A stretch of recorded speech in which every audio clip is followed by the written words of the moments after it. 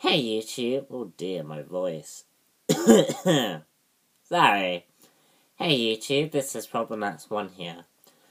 And today I'm going to be reviewing Van Helsing. This film is okay. It's nothing amazing and it's nothing spectacular.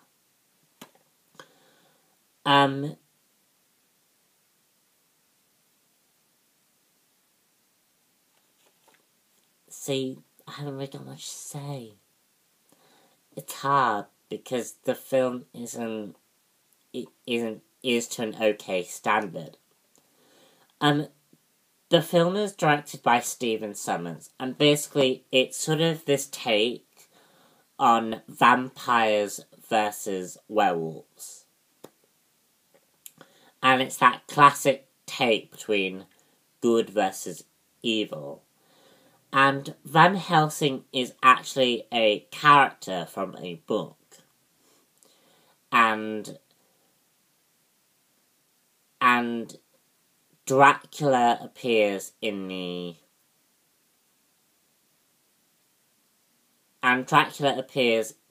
movie. And Dracula's kind of like Van Helsing's arch nemesis. Which is the same with the books as well. Van Helsing and Dracula are always at war with one another. And Van Helsing works with the Vatican as sort of this vampire slayer-esque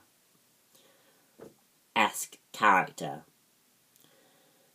The movie itself is okay. The movie is about Van Helsing going to Romania to stop Count Dracula, who is attempting to give life to vampire pureborn baby things. And basically, with this army, he could actually ravage a lot of major cities across the world. And basically, the family of Valerius, of which Kate Beckinsale, played by, the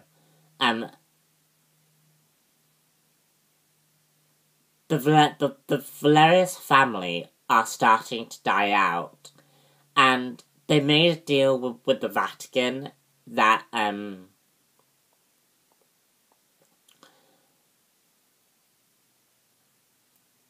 the Valerius family would stay in purgatory until after one of their members defeated Dracula. And unfortunately, the Valerius family is nearly all but extinct, and Anna Valerius is the last member of the family. And this is where Van Helsing comes in, and Van Helsing attempts to help her defeat the vampires. The film itself is sort of this wishy-washy type movie.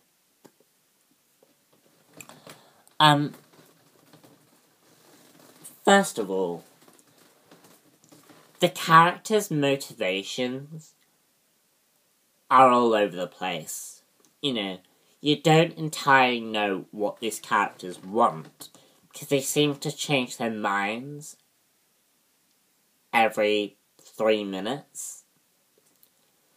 Like, Anna goes from being angry at Van Helsing to in love with Van Helsing to wanting to kill him.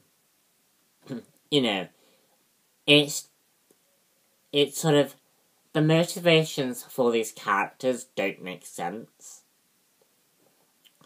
And it's sort of this very, a good character should always have clear intentions.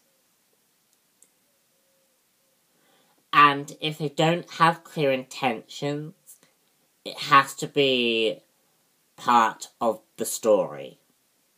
Like, if they don't have clear intentions, it's got to be, there has to be a reason. In this film, there are no reasons for why these characters change their minds every 3 seconds. Or 3 minutes. You know what I mean. And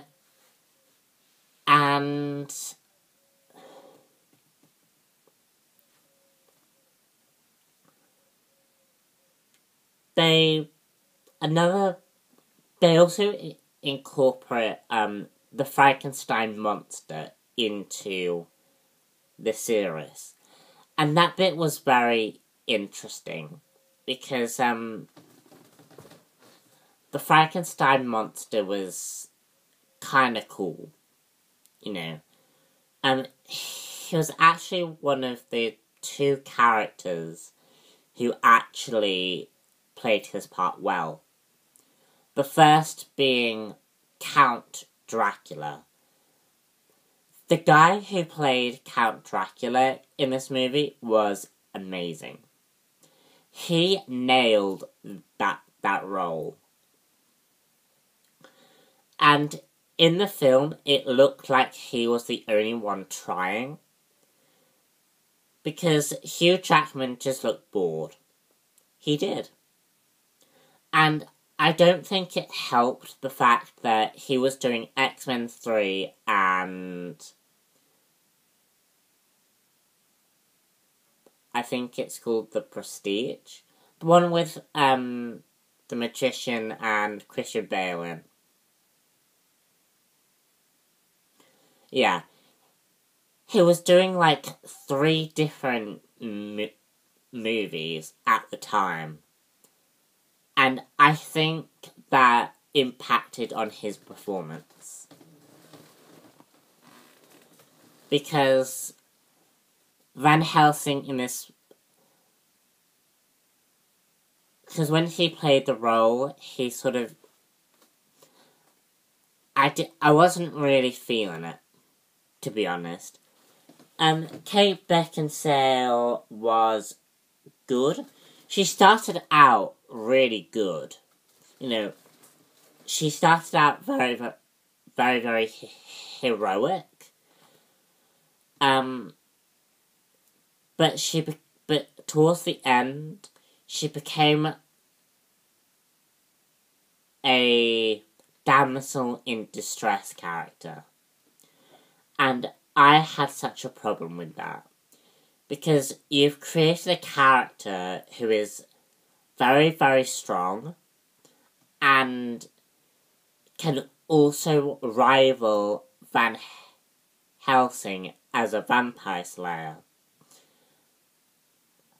But you've turned her into a damsel in distress. And I have a slight problem with that.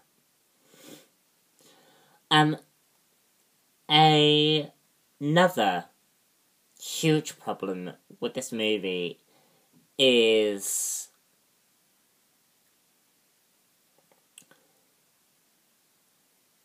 the music.